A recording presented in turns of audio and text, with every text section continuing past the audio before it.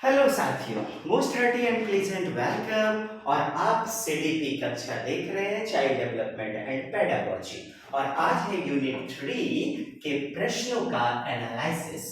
जी हाँ, heredity and environment. Let's start. वह समय जब बच्चे वातावरण के कुछ उद्दीपन से, पुरस्कार की बात करें, स्टिमुलस उद्दीपन, वातावरण में किसी आवाज ध्वनि की बात करें, बच्चा उसे जो है ना काफी आसानी से ग्रहण कर लेता है।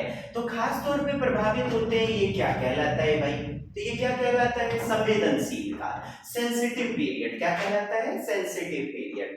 जी हाँ, बच्चा आसानी से अभिवृत्तियों को, कौशल को, गतिक कौशल को, इत्यादि को, भाषा को आसानी से ग्रहण कर लेता है 2 से 6 वर्ष, यानी प्राइमरी चाइल्डहुड, पूर्व बाल्यावस्था में, प्रारंभिक बाल्यावस्था में। और ये आपका एनालिसिस। तो कॉपी लेकर के बैठ जाइए, आप अपने उत्तर को, वीडियो को रोक करके नोट करें, फिर उसके बाद आप एनालिसिस देखें। संवेदनशील काल, मोंटेसरी की बात करें या विभिन्न मनोवैज्ञानिक की बात करें, तो संवेदनशील काल क्या होता है? अत्यधिक ग्रहणशील होता है, हाईली रिसेप्टिव होता है। इस उम्र में बच्चा भाषा को, विभिन्न गत्यात्मक कौशल को, विभिन्न सामाजिक व्यवहार को बेहद आसानी से सीखता है। इसीलिए तो इस समय को क्या कहते हैं? निर्णायक समय। काफी ज्यादा होता है, जो महत्वपूर्ण बच्चे के विभिन्न विकास के लिए, शारीरिक, सामाजिक विकास, संज्ञानात्मक विकास, संवेगात्मक विकास इत्यादि के लिए।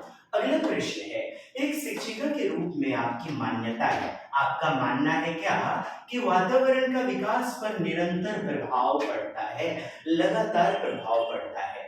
इस मान्यता के अनुरूप आपका क्या दृष्टिकोण रहेगा? जी हाँ, बिल्कुल, काफी ज्यादा प्रभाव पड़ता है। बच्चे को किसी भी समय सहायता प्रदान करेंगी, क्योंकि जीवन की अनुकूल परिस्थितियों की मदद से बच्चे आरंभिक नकारात्मक अनुभव से बच पाते हैं, उबर जाते हैं। बदलाव को बढ़ावा देने के उद्देश्य से दिए गए अनुभवों को महत्वपूर्ण, कहता है, नहीं मानेंगे। अनुभवों को महत्वपूर्ण नहीं मानेंगे। इस तथ्य पर विश्वास करेंगी कि वे बच्चे जो किसी गुणधर्म जैसे मौखिक कौशल में प्रवीण या कमतर हैं, जो बच्चे कमजोर हैं, जो बच्चे प्रवीण हैं, काफी ज्यादा टैलेंटेड हैं, वह आगे के चरणों में भी ज्यों का त्यों रहेंगे। बताइए, बदलाव होता है ना, भाषाई विकास की बात करें, शारीरिक विकास की बात करें, एक जैसा नहीं रहेगा, चक्राकार होगा, गतिशील होगा। यानी स्पीड क्या होता है? बदलाव होता है, ज्यों का त्यों क्यों रहेगा भला? जीवन के पहले के कुछ वर्षों में हुई प्रबल नकारात्मक घटनाओं से बच्चे के जीवन में शुरुआती वर्ष में कुछ नकारात्मक दृश्य को देखा, कलह को देखा, निगेटिविटी बच्चे में असर पड़ा, तो कहता है बाद में उबड़ा नहीं जा सकता। क्यों भला? वातावरण प्रभाव डालता है ना, वातावरण का विकास पर निरंतर प्रभाव पड़ता है। यदि निगेटिव है, उसे वैसा माहौल देंगे तो वह पॉजिटिव होगा। हमारा उत्तर क्या मिल गया? 1 नंबर। यदि शिक्षक यह मानता है कि विकास में वातावरण की भूमिका लगातार एकदम बनी हुई है, तो वह बच्चे को किसी भी समय सहायता देने के लिए तत्पर रहेगा। यह दृष्टिकोण क्या दर्शाता है कि आरंभिक कठिनाइयां अस्थायी नहीं होती। क्या नहीं होती? फिक्स नहीं होती। इसे यदि एडेप्टिव एनवायरनमेंट दिया जाए, वातावरण सकारात्मक दिया जाए, तो बच्चा आगे बढ़ सकता है और उसके नकारात्मक व्यवहार को बदल सकते हैं ना। जी हाँ, यह मान्यता मानव विकास का क्या है? लचीलापन, फ्लेक्सिबिलिटी की मान्यता है। Flexibility, resilience. नेक्स्ट, बच्चों में संज्ञानात्मक विकास किसका परिणाम है? बच्चों में खोपड़ियां का विकास, कॉग्निटिव डेवलपमेंट जो होता है, वो किसका? केवल आनुवांशिकता, हेरिडिटी, माता पिता से जो जेनेटिक्स प्राप्त हुआ, केवल वातावरण, एनवायरनमेंट, दोनों का होता है पारस्परिक क्रिया, है ना, दोनों का अंतर क्रिया। तभी तो आप कहते हैं development equal to heredity into environment. यानी कि जो विकास होता है, डेवलपमेंट, वो माता पिता के जीन्स, पैतृक जीन्स, हेरिडिटी, और एनवायरनमेंट का आपस में जटिल संबंध होता है जिस समाज में बच्चा रहता है। तो आनुवांशिकता और वातावरण का पारस्परिक होता है संबंध। बच्चा जैविक क्षमताएं यानी जन्मजात क्षमताएं लेकर आता है, लेकिन उसका विकास किसमें होगा? जिस वातावरण में वो रहता है वही उसे क्या देगा? आकार देगा। जिस स्कूल में वो पढ़ने जाता है, जिस कॉपी किताब का प्रयोग करता है, ये सब किसके उदाहरण हैं? वातावरण के। चलिए अगला प्रश्न देखिएगा और अपने उत्तर को नोट कीजिए, फिर आंसर मैच कीजिएगा।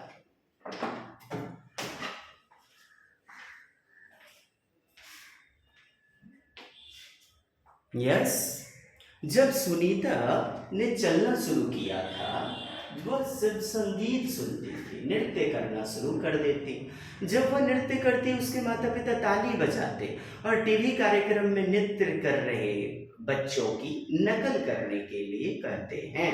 नहीं, यूट्यूब पर भी आपने देखा होगा, बच्चे वीडियो देखते हैं, नाचते हैं, गाते हैं, थिरकते हैं। सुनीता ने बहुत जल्दी ही नृत्य अच्छी तरह से करना सीख लिया। तो ये किसका प्रभाव पड़ेगा बताइए? यह सिद्धांत क्या संबोधित कर रहा है? और आपका प्रश्न देख रहे हैं 27 दिसंबर 2021। आनुवांशिकता और परिवेश के बीच अंतःक्रिया, विकास और निरंतर प्रक्रिया है।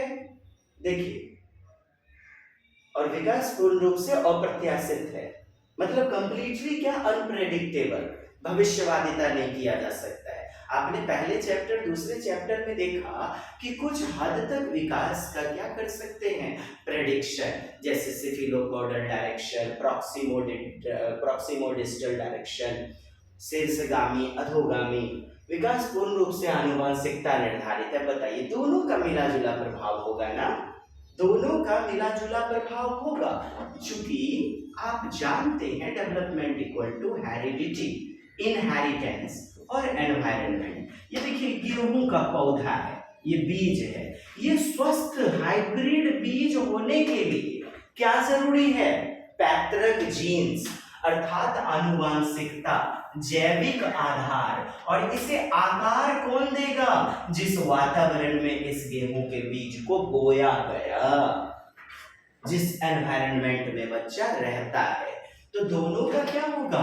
अंतःक्रिया, है ना मित्रों?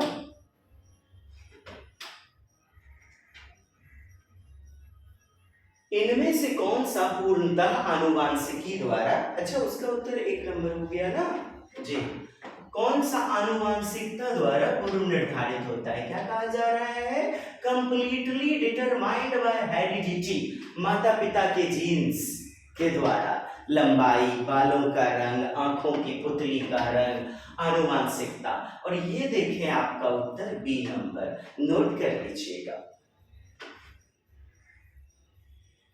कुछ विशेष लक्षण किस पर निर्भर करते हैं? तो आनुवांशिकता पर, जेनेटिक्स पर, हेरिडिटी पर। जैसे आंखों की पुतली का रंग, बालों का रंग, लंबाई, नोट करें।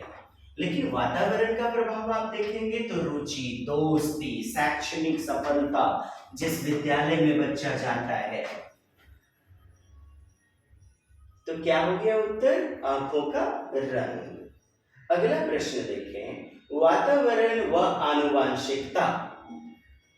वातावरण आनुवांशिक कारकों की परस्पर क्रिया किसके लिए जिम्मेदार है? तो वातावरण और आनुवांशिकता दोनों ही। केवल शारीरिक संज्ञानात्मक विकास, शारीरिक, सामाजिक, संज्ञानात्मक विकास। क्या कह रहा है? Physical development, social development, cognitive development. जी हाँ, आनुवांशिकता और वातावरण का प्रभाव विकास के सारे क्षेत्र पर पड़ता है। फिजिकल डेवलपमेंट पर, cognitive development, social development, emotional development. और सारे पक्ष आपस में क्या होते हैं? जुड़े हुए होते हैं। आनुवांशिकता और सामाजिक सांस्कृतिक वातावरण के बीच निरंतर और जटिल क्रिया कौन सा विकास प्रभावित होता है? तो निरंतर क्रिया से। अच्छा जी,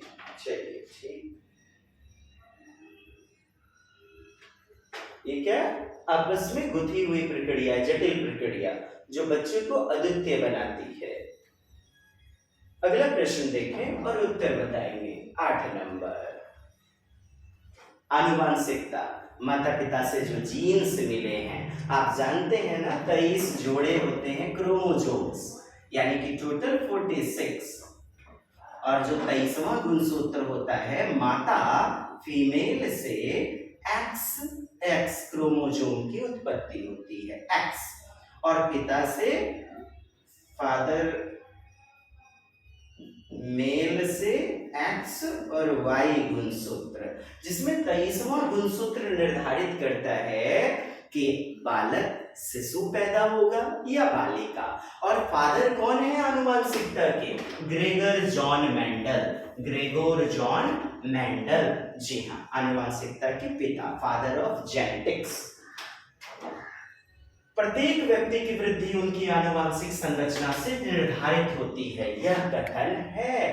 कहता है किसी व्यक्ति को आकार देने में वातावरण के घटकों की कोई भूमिका नहीं है। कहता है वातावरण की कोई भूमिका नहीं, तो कहता है ठीक है, ठीक नहीं है, ठीक नहीं है, ठीक है, क्योंकि किसी व्यक्ति की आनुवांशिक संरचना बहुत प्रबल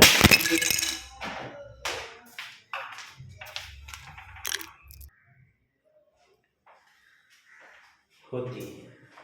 देखिए मित्रों, ये जो कहा जा रहा है कि प्रत्येक व्यक्ति वृद्धि उनकी आनुवांशिक संरचना से निर्धारित होती है, ये कथन तो गलत हो जाएगा ना।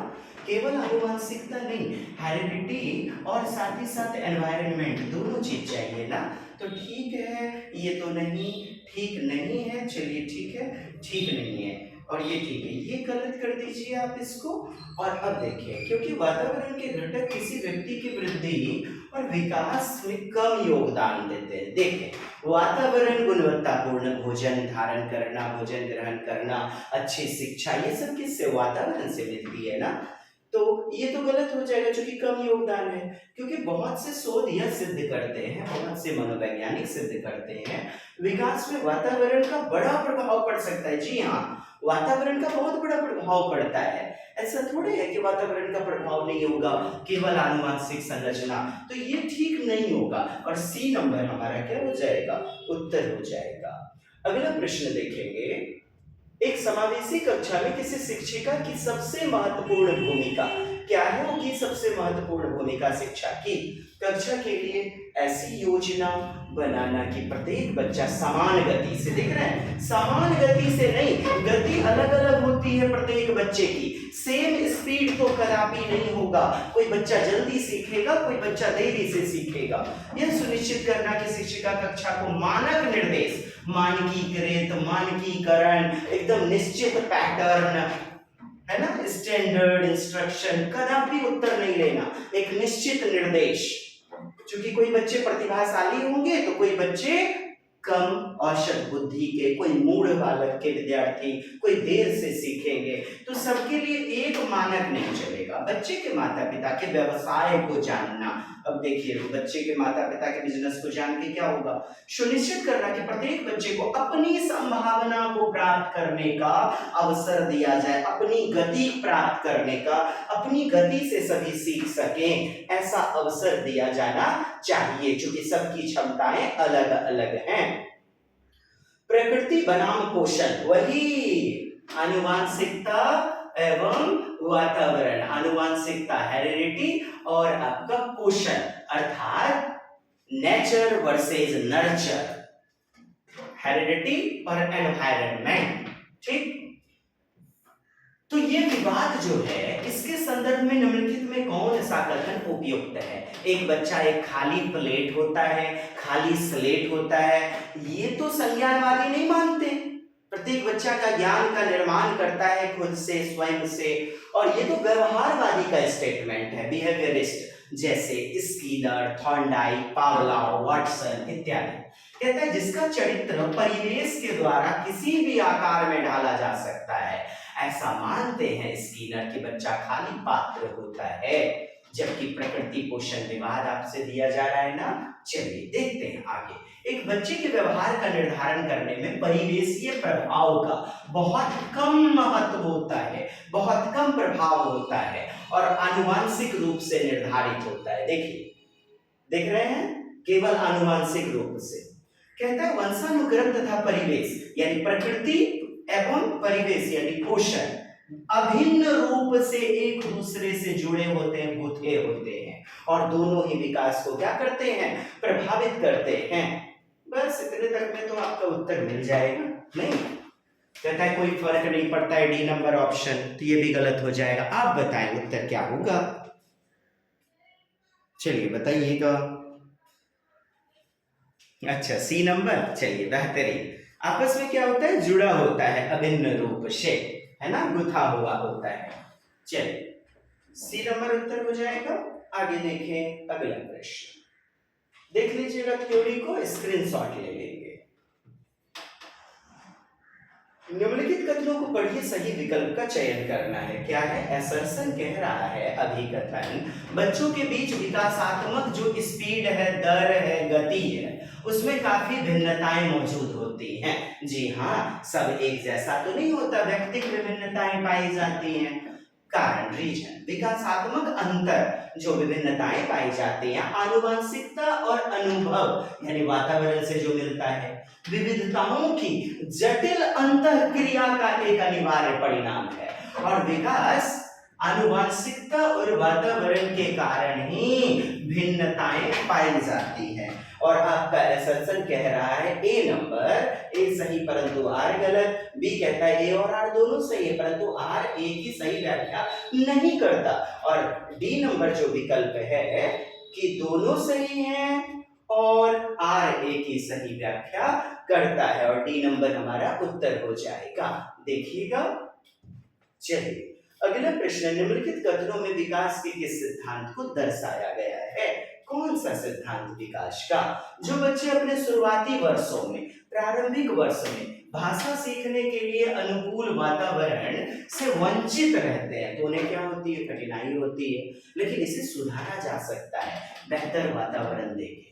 उन्हें बाद के जीवन में भाषा सीखने में थोड़ी कठिनाई होती है, थोड़ी कठिनाई का सामना करना पड़ता है। जी हाँ, बिल्कुल थोड़ी कठिनाई का सामना करना पड़ता है। चलिए, तो भाषा का विकास पूरी तरह आनुवंशिकता, ना ना ना ना, जेनेटिक्स पर केवल भाषा और अनुभूति, फीलिंग्स जटिल रूप से परस्पर संबंधित हैं। विकास अव्यवस्थित और अप्रत्याशित होता है, अनप्रेडिक्टेबल। भाषा के विकास का एक संवेदनशील काल होता है। क्या होता है, संवेदनशील काल होता है। आप मुझे बताइए, बी बना रहे हैं उत्तर क्या, आनुवंशिकता और वातावरण भाषाई विकास के लिए कहा जा रहा है। तो भाषा यदि शुरू में कठिनाई बच्चे को मिल रही है, बेहतर यदि वातावरण नहीं मिला तो बाद में कठिनाई का सामना होगा। ऐसा क्यों, भाषा विकास के लिए ना एक संवेदनशील उम्र होती है 2 से 6 वर्ष, सेंसिटिव पीरियड, यानी प्रारंभिक बाल्यावस्था। बच्चा आसानी से जिसमें ग्रहण करता है भाषा को, नॉन टर्म्स के लिए LAD की सिफारिश करते हैं, लैंग्वेज एक्विजिशन डिवाइस। यदि अवसर न मिले बच्चे को तो बाद में कठिनाई होगी इस संवेदनशील उम्र में यदि भाषा पर ध्यान न दिया जाए। अगला प्रश्न 13, सुनीता एक 12 वर्षीय लड़की विशेष संगीतीय क्षमता रखती है। उसके माता पिता दोनों ही निपुण गायक हैं, तो गायक हैं ठीक, और माता पिता से जेनेटिक्स भी मिला है। अब देखिए 7 जुलाई 2024 को ये पूछा गया प्रश्न, आनुवंशिकता, वातावरण, लैंगिक पहचान, मतलब लड़की है इसीलिए क्या, वृद्धि और परिपक्वता, मैच्योरिटी, ये क्या, पोषण और अनुशासन। अनुशासन क्या कर रहे हैं यहाँ विकल्प में, तो 1 नंबर हमारा सही हो जाएगा, क्योंकि माता पिता संगीत से जुड़े हुए हैं। जैसे सोनू निगम, उनका पुत्र जो बालक पैदा हुआ वो भी आनुवंशिक रूप में संगीतिक होगा, है ना। अब वातावरण यदि मिल जाए बेहतर तो क्या बात है। तो आनुवंशिकता और वातावरण, जैसा कि 1 नंबर ऑप्शन में था,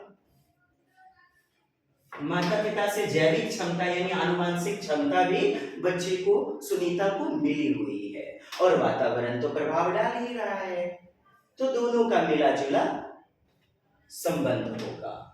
नेक्स्ट बताएंगे इसका उत्तर। वह समयावधि संवेदनशील अवस्था जिसके दौरान देश विशेष रूप से सामान्य विकास के लिए महत्वपूर्ण होती है। जी हाँ, 2024 दिसंबर। बताइएगा आप इस प्रश्न का उत्तर कमेंट्स करेंगे।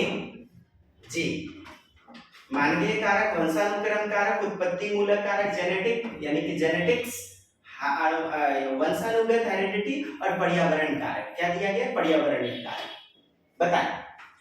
सामान्य विकास के लिए महत्वपूर्ण अवधि, संवेदनशील अवस्था। और भाषा बच्चा कहां से, आनुवंशिकता से सीखता है या फिर वातावरण से? बताएं, नोट करें अपना उत्तर। जी हाँ, आपके उत्तर प्राप्त हो रहे हैं। पर्यावरणीय कारक क्या हो जाएगा?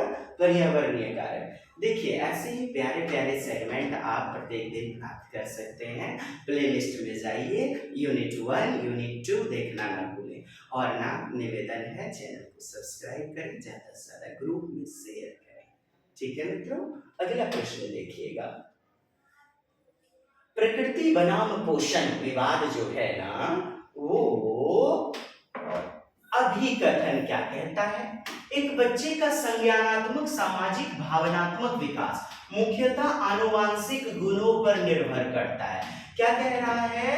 प्राइमरली जो है डिपेंड करता है जेनेटिक्स पर। और रीजन कहता है वातावरण और सामाजिक संपर्क, यानी वातावरण केवल माध्यमिक भूमिका निभाते हैं और उनके प्रभाव सीमित होते हैं। केवल मध्यस्थ भूमिका निभाते हैं और उनके प्रभाव क्या होते हैं? सीमित होते हैं।